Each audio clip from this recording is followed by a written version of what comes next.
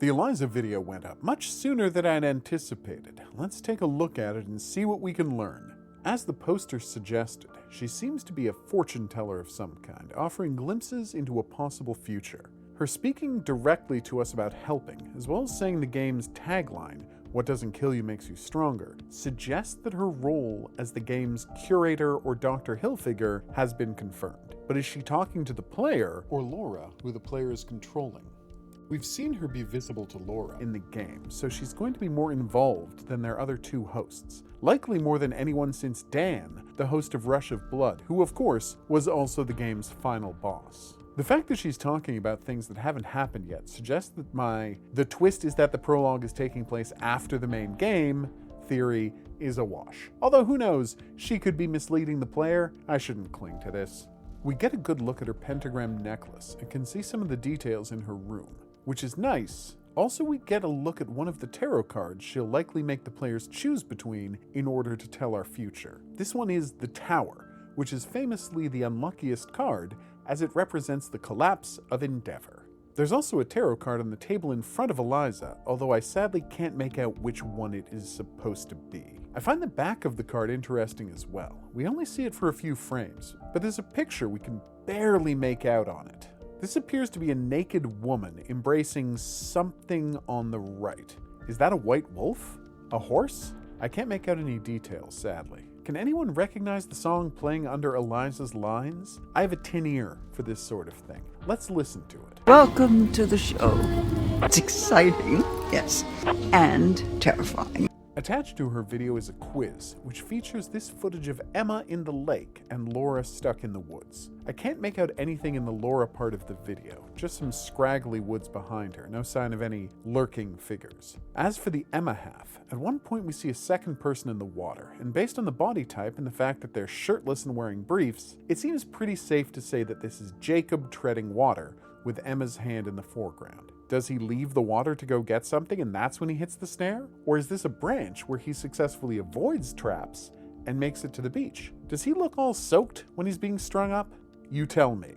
Then we've got two cute bonus videos, the first involving Caitlin's camp counselor goals. It features a shockingly adorbs piglet. I didn't even realize that they had those in upstate New York. Then we've got another angle on the waving goodbye scene from the trailer, with Dylan and Nick being the focus, with the words "cool shy kids" over them. After this is a quick flash of Dylan and Caitlin walking around at night, Caitlin holding a shotgun which has a flashlight taped to it, just like the one we see Ryan with in the trailer. Then we get another look at the Jacob plus Emma for summer carving, with a reference to love triangles placed above. Can we expect another love triangle? They featured it in Until Dawn and House of Ashes, so it's obviously a plot point they're comfortable using. Finally, we have a shot of the campfire scene, with Nick sitting alone in the middle and everyone else bunched up and hard to see on the sides. Poor Nick. Then it's on to Jacob's morning routine video, which shows us that the camp has a pool in addition to the beach, which honestly feels like overkill. Then again, maybe it's not super safe to swim in a flooded quarry? Here's a shot of Nick and Abigail collecting wood, presumably for the campfire down at the beach. Then we get another shot of Jacob in the snare, showing off what he'll look like in the classic horror black and white filter mode. Then we get the instantly iconic reveal that Jacob absolutely loves watermelon. Will this play into the story at all? I can't imagine how, but it makes me happy to see it. So that's the 3 videos that dropped recently. Let's take a quick look at a few other things before we go, though. First is the newspaper article talking about the dead lady in the woods from the BYB podcast. It follows the details pretty closely. Kids find a body, bring the cops back, and when they get there, the body is gone with no trace of it ever having been.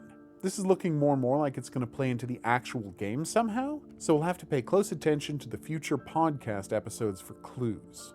Increasing the brightness on this still of Travis reveals that he's holding a syringe while standing at the top of the stairs that lead to the bunker. Is he looking to kidnap Max or Laura? The syringe being reminiscent of Josh's psycho gear from Until Dawn. Or is he planning to sedate the monster that's supposed to be locked away in the bunker? Now we've got a bit of a mystery about the game's poster. As we've seen, there are 13 visible characters out of the 15 characters in the game.